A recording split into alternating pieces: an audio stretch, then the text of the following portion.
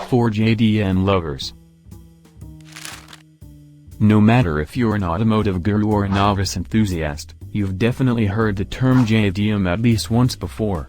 It stands for Japanese Domestic Market and refers to cars that were made by Japanese companies, obeying the country's regulations.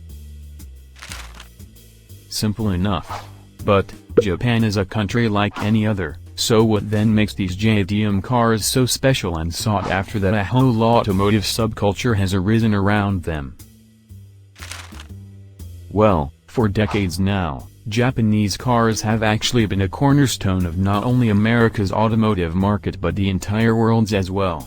However, Japanese imports in America really became central during the mid-1970s, which would eventually evolve into what we see before us now. Shortly thereafter, drifting, tuning, and other forms of outlandish car modifications made their way over to America. Before we knew it, there was an entire culture surrounding imports from every country, especially Japan. The idea behind this JDM lifestyle was simple: get an authentic, Japanese-made sports car and import it into the United States. It sounds pretty straightforward, but there's still a lot to the story, like what particular things set it off, why Japanese cars were great for this sort of lifestyle, and where the culture stands today.